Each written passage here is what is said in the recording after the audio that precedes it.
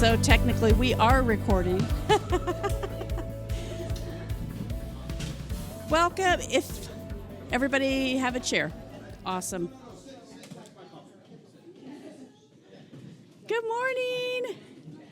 Welcome to Top Floor Women. I know there's no speaker. We're just recording. So, okay, how many of you know that we have a YouTube channel? How many have gone to the YouTube channel? All right, so when you register, there is a link. You can go to the YouTube channel and watch all of our speakers that we're recording for the last 3.5 years. Who knew, right? But it's a great way if you want to catch up on something. We've had lots of speakers with things that I see on this list that you guys have said, hey, I would like to learn about X, Y, or Z. Social media marketing, personal development, how to invest in your business, how to transition, looking for personal growth, looking for health and wellness.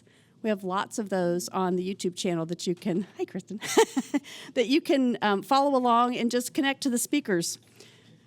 One of the great things about this is we meet every month consistently, same time, now same place, thanks to Katie Stallhut. And like I said, Katie does so much for all of us. If I haven't met you yet, I am Melanie Ake. My company is Everyday Leaders, and I took this event over about 2019 when we were doing it virtually still. I really believe in supporting women's personal development, professional development, and growth, and that's why I'm passionate about making sure that this always continues. And I love that lots of you are new here. How many first-timers do we have? Yay! All right. Don't make it your last. This is a great community, and if you're on the email list, I will continue to help you learn about what's happening. We are going to open up some things for sponsorships this year on the website, so if you're wanting to promote your business, also to promote Dance Every Journey and help fund that. So lots of things happening. Stay on the website page of topfloorwomen.org, and you can find out all the things that are happening on the email list. So, one last thing, Joe Ake Studios is always recording this, so if you have any media needs, please let him know. Studio here in Greenwood. And without further ado, I'm really excited because so many of you have asked for this, and we have a professional health coach and physician that has a family medicine practice, and she's right here in Greenwood, has just moved her location, and I said, I would love for you to speak this year because everybody's asking for it. So Dr. Danielle Cadle, please come up and take it away. Thanks. Well, it's been a while since I've been to Top Floor Women, and I've missed it, but my schedule just hasn't allowed it. So it feels really good to be in this space, in this place today, and with this community. And the Akes are just awesome. They really do a lot for business owners and entrepreneurs. And one of the things when I became a business owner and entrepreneur 2 years ago that I didn't know was how awesome the community of business owners and entrepreneurs can be. So it's really good to be here. I'm going to do my best to stay on track. I have a little bit of a journey I want to take us on. Hopefully I'll answer some questions that maybe some of you have. You can certainly ask questions if I don't, but just want to talk a little bit about my journey and what I've kind of developed as my biggest passion in healthcare. So Seeds of Wellness is really the heart of this talk today, and seeds are amazing, aren't they? What do we know about seeds? Somebody shout out something that's kind of cool about seeds. They grow things, yeah. And they can grow good things or bad things, right? Things we want or things we don't want. And they all start out very small, but they grow into something that they didn't even look like when they began. So this is just a little snapshot, literally in pictures, of my journey. So I went to Michigan State College of Osteopathic Medicine for medical school. I was blessed to have a scholarship through the Air Force to pay for that, which was huge because med school is not cheap. So it took a lot of mental strain off of myself. And then I did residency with the Air Force in family medicine, and that was in Illinois. Then I transitioned after I finished my payback years working with the Air Force, seeing active duty members, their family members, and retirees, which was wonderful, but also stressful. And so I said, well, let's see how things go in civilian world. I joined IU Health down in Martinsville. Fantastic team there, loved my patients, loved the people, endured the pandemic. That was great. But got through that and really realized it's not so much of if I'm in the military or if I'm in the civilian sector working in corporate medicine. This just isn't the space that I can do and be what I want to be for my patients, with my patients, and give them the health care that I need. And some of you may have experienced that in your own journeys in the healthcare system, just feeling that there's not enough time, there's not enough access, and that the focus is not really where it needs to be. So I made the jump, and it really did feel like a leap. After I had put in my notice, I just had this free-falling feeling of like, oh my gosh, I've just jumped off a cliff. And then just a little bit about, I think, what has really led me into making this transition and making this change. So osteopathy at the College of Osteopathic Medicine is where I sort of grew up, right? And that's my roots. So holistic, osteopathic physicians are holistic, and that means whole person for an osteopath, because holistic means a lot of different things to a lot of different people. It can mean anything from herbalism and naturopathy to functional medicine and those sorts of things. But when I say holistic, I mean whole person. I want to take you as you are with all your bits and pieces and put them together and consider them. We also believe that the body is designed to heal. That's how it's made. It's designed to come back into balance and to heal. And also, the way we are structured and put together leads to how we function. And if that structure gets out of place, then we don't have as good a function as we could. So in order to keep that structure, we have a hands-on approach to care. So has anybody ever seen an osteopathic physician or had osteopathy treatments? Okay. Some? Yeah. So we do practice manual medicine, similar to a chiropractor. Lot less cracking for most of us, but we are working on getting balance between all the soft tissue structures, so the fascial wrappings around the muscles, tendons, ligaments, and the bones themselves. So that helps to keep our nervous system working well, helps to keep things moving well, helps our gut to function better, and can reduce a lot of just stress and strain on our body.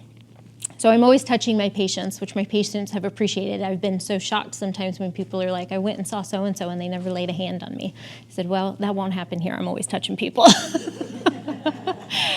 One of my favorite phrases from med school was this: the science of medicine, the art of healing, and the power of touch. And that's something I really try to live by. There is a science to medicine. We do research, we do studies, we try and figure out those best practices and how to approach things, but not everybody follows the textbook or follows the standard. So applying that art of healing, what does this patient need? What does this person need? What is their makeup? And how do we adapt kind of what is the standard to their situation? And then that power of touch. I've been so impressed and shocked and awed by how much just laying hands on my patients and just touching them and working with them can shift things in their health and really make a difference, and in ways that I didn't even expect.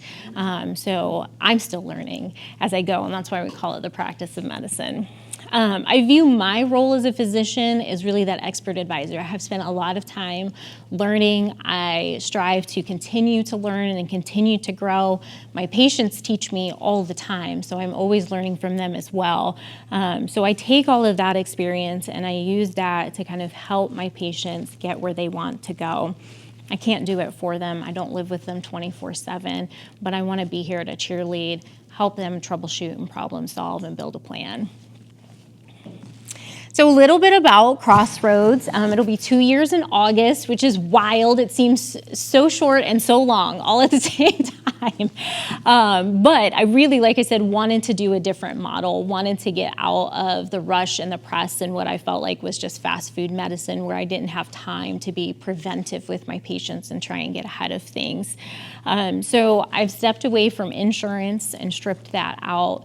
We do use insurance where it makes sense, but not for me. So I'm not subject to any of their check boxes or any of their requirements. I do what my patients need. So that doctor-patient relationship takes the driver's seat role. And we just utilize insurance if patients have it, where it makes sense to use it. If they don't have it, we have ways around that too.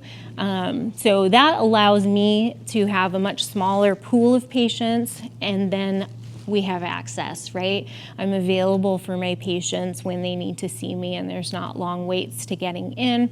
If they have questions or things like that, they're not going through 3 and 4 different people before that gets to me. Because that was really frustrating as a provider, that I would get a message from my patient that had gone through 3 and 4 people, and then when I actually talked to the patient, that wasn't what they were trying to communicate at all. So it really just cuts out a lot of those barriers to care, and we're in good communication and in that direct patient-doctor relationship. So I'm not going to talk a lot about the model today. That wasn't where my heart was for this discussion.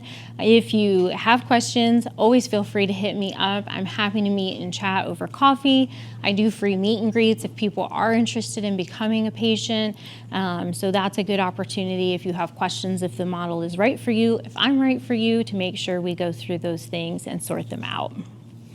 But really, the seeds of wellness is what I want to get at. So, healthcare, right? We call it healthcare, but it feels a lot like sick care, and that's where I was at. I'm just doing sick care.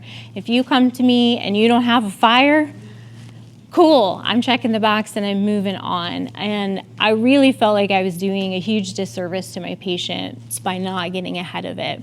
So we have a chronic health problem. I don't know if any of you know the data, but about half of us have at least one chronic condition. And if you've got one, number 2 is probably close on its heels.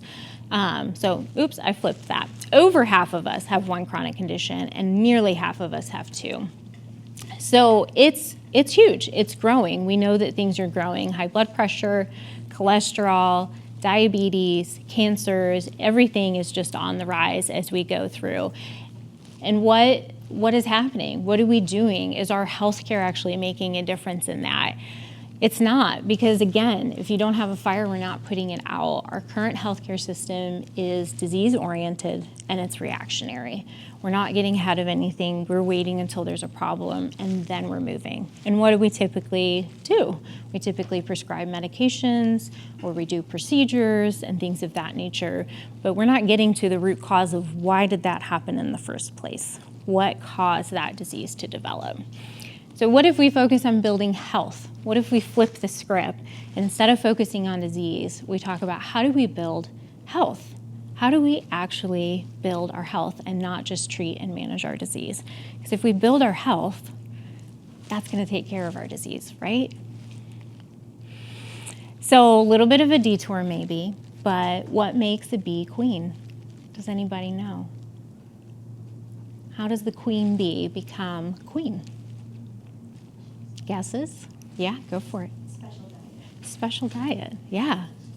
Yeah, so every bee starts out the same, right? They're all the same. The queen lays eggs that are all the same. But when that egg hatches, that little larvae just randomly gets selected to be the winner, and they get fed the royal jelly, and that's how that bee becomes queen. We're no different. So food is medicine, and we're going to talk about a few different things that are medicine, but really the huge foundation is food. And right now, like I've said, we have a sad situation in the U.S., and it is our standard American diet. It is sad. And it's kind of been interesting watching all these different countries coming in for the World Cup and like talking about our food, and I'm just like, no, don't eat it. Put the taco down. Lay aside that brisket, it'll kill you. But it's true. Our standard American diet is so unhealthy for us. 60% of what we eat is ultra-processed foods. Does anybody know what an ultra-processed food is? It does not resemble real food. That's it. Yes. And there's other descriptions. Anybody else have something that they think of when they hear ultra-processed food? Fake, yeah. I call it robot poop. Made in a factory, yes, it's robot poop. And it doesn't resemble that real food. You couldn't see the fruit, the vegetable, whatever, the grains. You don't see that in there. So those ultra-processed foods do a lot of damage. So they're typically low in fiber. They typically have things in there to keep us coming back for more. They also are loaded with just lots of chemicals that have their own effects on our body. But they really don't provide a lot of nutrition, right? They're depleted. Some of them may kind of spray on vitamins to sort of give us that, but they don't have nutrients in there, and they don't give our body what it needs. They don't feed our gut and our gut bacteria what they need. What do our gut and our gut bacteria need? They need fiber. They need all of that. Where does fiber come from? Where's some sources of fiber? Vegetables. Fruits. Real food, yeah. Anything else? Grains, yes. Legumes, yes. I was hoping someone would say legumes. Yes, eat beans, legumes, lentils, all those things. Yes. So that's what is going to give us nutrition, right? So, and those types of foods are not very calorie dense, right? There's not a lot of calories in them, but there are a ton of nutrients. So many different nutrients. So not only are there vitamins and minerals and fiber and protein, there are also phytonutrients that do a lot of good for our body, help us fight off things like free radicals, right? We all know about antioxidants and how good they are and how they combat free radicals, which our bodies make those naturally, and of course they are all out there in our environment. So eating these types of foods that are full of fiber, feed our gut, give us good nutrients, fight off the bad guys, are really essential to eating. I did want to touch on a few common food myths. And by the way, there are some handouts. I had a lot of graphics in the slides, but I was afraid people wouldn't be able to see them, so I just did them as handouts. If you're at the table that has the colored slides, because my printer ran out of toner, you're a winner of colored slides. You're the queen bees. You got the colored slides. So some common food myths. Calcium is only found in dairy. Who thinks that could be true? I mean, I've said it's a myth already, so you know it's not. There's calcium in dairy, right? But only 30% of that gets absorbed. Does anybody know any other foods that might have some calcium? Oranges. Okay. Broccoli, spinach. Yes, those dark leafy greens. Any guesses maybe how much of the calcium we absorb from those? Those dark leafy greens and broccoli, etc. We only absorb 30% from cow's milk. 50 to 60%. So if you are drinking milk, as us women who are like either heading into perimenopause and perimenopause or menopausal and you're trying to help your bone health, eat your leafy greens. Eat those dark leafy greens. Get your broccoli. That's where you're going to get the calcium to help build your bones. That's where you're actually going to absorb it. And what else are we going to get? All those things I just said, right? Fiber, phytonutrients, all of those good things. Carbs are bad. Isn't that just like the name of the game these days? Low carb, low carb, low carb. Carbs are bad. They're not actually. There are some bad carbs, right? All those ultra-processed carbs, yeah, those are crap. Don't eat those. But if you're getting whole grains, which have lots of fiber, it's good for you. Do you know what the number one cause of diabetes is? People want to give carbs the blame, right? They want to say that it's carbs. Any guesses? That's what you would think, right?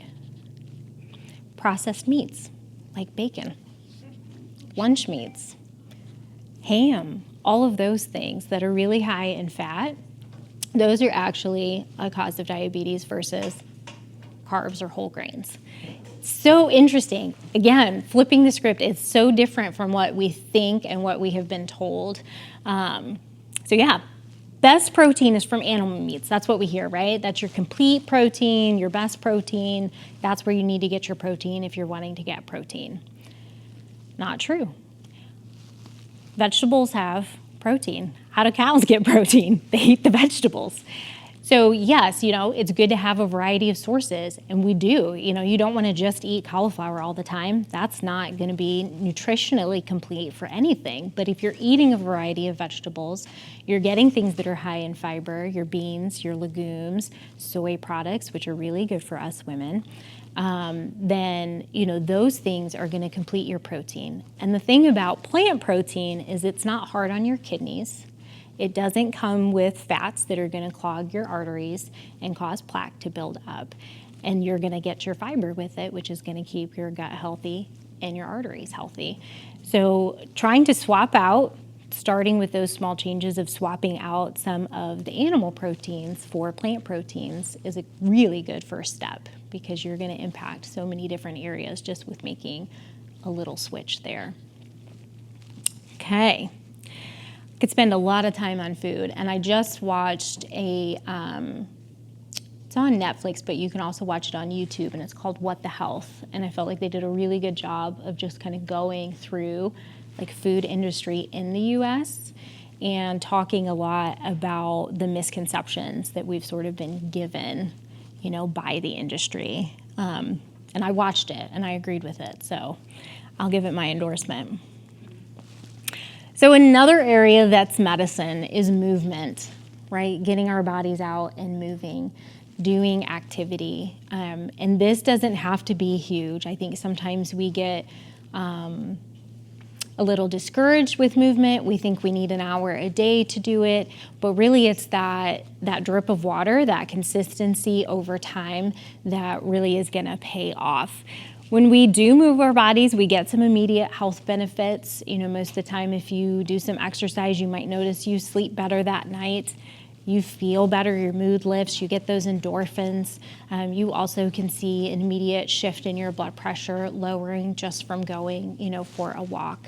And even like walks after meals, 10-minute walks after meals are so impactful. Those are so huge and can really make a difference. So if that's all you have time for is to do a 10-minute walk after a meal, please do it, because that is gonna lower your blood pressure, lower your blood sugar, make you feel better, help you sleep better. And if you do it consistently, then you're gonna start to lead into having long-term impacts on your health. So reducing those risks of metabolic diseases, high blood pressure, cholesterol, diabetes, decreasing your risk of cancers, and improving your bone strength just by putting that pressure on and doing things. So again, seeds of wellness. Don't be afraid to start small, plant a little seed in these areas and see what it becomes. So kindness is medicine. We talk about stress management, and that's kind of how this gets labeled a lot, in pillars of health is stress management. But I want to even flip it a little bit further and just say that kindness is medicine, because the opposite of stress is actually kindness. A lot of times we think of peace, but doing these acts of kindness. So creating some space and some peace, giving ourselves some margin, giving ourselves some grace and being kind to ourselves, taking care of the things that we enjoy, giving moments of pause, doing our hobbies, and then being kind to others, volunteering, smiling at people. That helps you feel better when you smile. And one of my favorite sayings, which my husband was like, what does that mean, is there is no time to rush. And this is something I say to myself all the time when I start feeling spun up and in a hurry, is there is no time to rush. Remembering to breathe, let go of what can't be done, and focus on what's most important, but there is no time to rush. And then practicing gratitude. That really does shift some things in our brain chemistry and can really push out anxiety, because studies have shown that when we're practicing gratitude, when we're taking time to be thankful, we can't be anxious, at the same time. And that might not be new news for some of you. You may have heard that. But really taking that time to just be grateful and focus on the good and look for the highlights in our own life. And then sleep is medicine. Sleep is so huge and it's so problematic. And it really is not, what we're doing at night. And I think that's a feeling that a lot of us have. Like, okay, I'm going to bed and I'm just supposed to sleep. And it maybe matters what I do in those couple hours before bed, that I don't have blue lights on, I'm not on my screen, I'm not on my device, I'm not doom scrolling, I've done my wind down routine, I have my bedroom, cool, dark, comfortable, etc. And I'm doing all of those things, but it really is a whole day. Our circadian rhythm doesn't kick in at 6 p.m. It's a whole day process. So what we're doing throughout the day sets the stage for how well we're sleeping. So things like, have we been outside and exposed ourselves to some natural light to sort of get that circadian rhythm going? Just even a few minutes of some daylight or outside time, even if it's cloudy in the morning, can really be helpful. If it's nice out, have we touched the earth? Have we put our feet in some grass? Have we spent time moving? Did we hydrate well today? Did we eat something that was good for us, even if it was only one thing? Did we at least have one serving of fruit or vegetable? Did we do those things to build up to that place where our body is now ready for rest? So it's not just those couple hours before bed, it's that whole day. And sleep has to happen.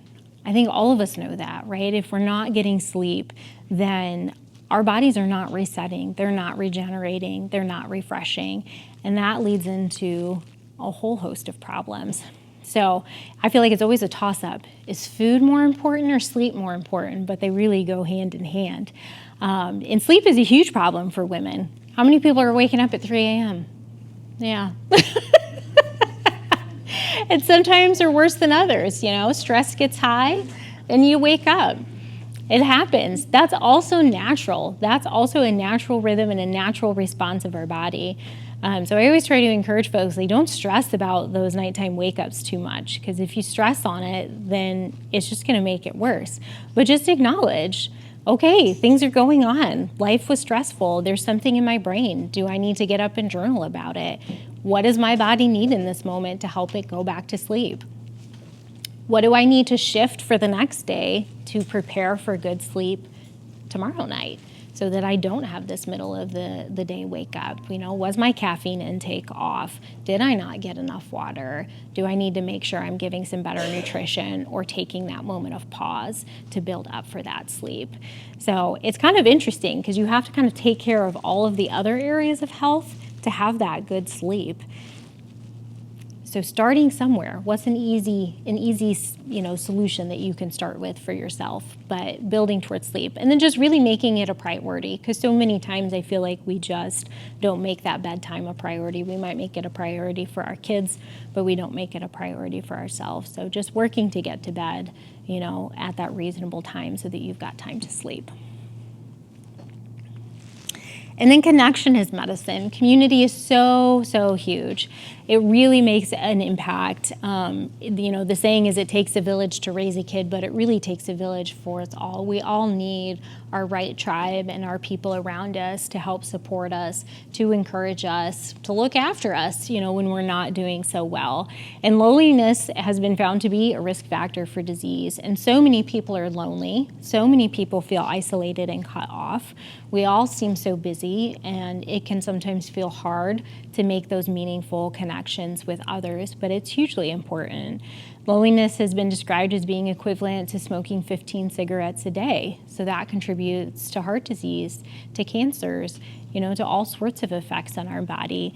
So making connection with others, doing things like this, can really be huge so that you have people that you can reach out to, people that you support when they need it.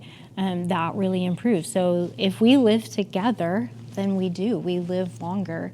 And it's one of the things that they really see in all of the blue zone areas, if you've heard of those, where people who have the longest health longevity, right? They're not just living long, but they're living healthy for a long time. Those people really have that down. They have their right tribe and their right community. So why wellness matters? It's not just lifespan, right? We can live till we're 90, but if for the last 20 years of that, we don't have mobility, we're taking all kinds of medications, we can't do the things that we enjoy, we're living in pain, then what kind of life is that? So this is really about building our health span, staying as healthy as long as we can. And growing cost of healthcare. Like, it doesn't get cheaper the sicker you get. So, it's the pay now or pay later. Take the time to invest in your health. Do the things that are gonna build your health. Do the things that are gonna turn on the good genes and make you that queen bee and not a worker bee, that are gonna keep you going and keep you strong. It's always interesting too, just to think about, how much illness costs not just our healthcare system and the people who are paying and insurances, governments, et cetera, but even in the workspace, how much is lost there. So, those of you that have employees, like thinking about that and how do we keep them healthy. So I did put in, oh, there it goes, which is interesting. And these are just going up. These are a couple few years old, some of these numbers. But just high cholesterol, just having that itself, 26.4 billion. The statin drug industry is huge. Lost productivity, well, who knows? I mean, it's just cholesterol. But then there's the fallout of the cardiovascular disease, people having blockages in their hearts that they have to have stents or they have heart attacks, and there's time lost in work, and on and on. Even pre-diabetes, there's money and cost in that. Not really any lost wages until you develop the type 2. You're full-blown now and actually considered diabetic. So I just thought that was kind of interesting to see and just to think about the fallout and the impacts that it can have on our economy and on our society. Oh, there we go. So anybody use the SWOT analysis in their business? Yeah. I love to apply it to healthcare. I think it's really great. So, looking at this to sort of assess where and how can I make a change in my health? So thinking about those strengths, things that you have that you kind of maybe already got going well that you can build upon, and then thinking about areas that are maybe not so good, that you're a little bit on the struggle bus or that would be hard for you to do because of social constraints, your life, your schedule, etc. Thinking about opportunities in your day to do some of these things. And then some of the threats, some of the things that could be barriers to getting that done. So this is something I'll walk through with patients, and when I do health workshops, we'll walk through this as well to get folks, if we're trying to kind of build goals and shifting our health, let's do a first assessment, because before we start a change, there's some background work that has to be done. And this can always get shifted, right? You kind of do one of these and then you might need to reassess in a couple of months and figure out what has changed, because life is always changing. But when we are building goals, thinking we want to build towards our strengths and our opportunities and avoid the weaknesses and threats that we have. So we don't want to build a goal that we know is really going to struggle to be successful because we weren't considering what our weaknesses and threats were, and we weren't building towards our strengths and our opportunities. So building a SMART goal, something that is specific, that's measurable, that's achievable, that's relevant, and that's time-bound. And some of you may have done this in your business or in other areas of your life, and I would encourage you to do it with your health as well. I think sometimes we think, oh, it'll just happen, right? But those who plan to fail, or fail to plan to fail, right? So we have to do that with our health as well. We have to be intentional about it and set some objectives and set some goals, or we'll not quite get there. So again, building towards your strengths and opportunities, adjust and tweak as necessary. And then just remembering that it doesn't have to be huge. Keep it small. Just sow a seed. Build towards something bigger later, but that consistent effort over time does indeed pay off.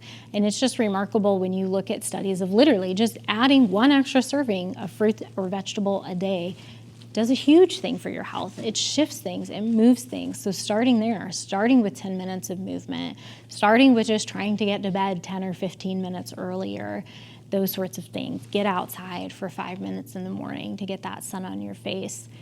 Take time to have a 15-minute conversation with a friend that you haven't connected with a while, but that's really important to you. Doing those small things and just trying to be intentional and consistent will go a long way to building health. And that's the goal. And that's why I've made the change in what I've been doing, is because I want to build health with people. I don't just want to treat their diseases, but I want to build health. So I hope that this has been encouraging to you all today, and maybe will motivate you to do some things that you've been thinking, I can't, or I don't have time, or it's not enough. But it really is. What you bring is enough. Thanks.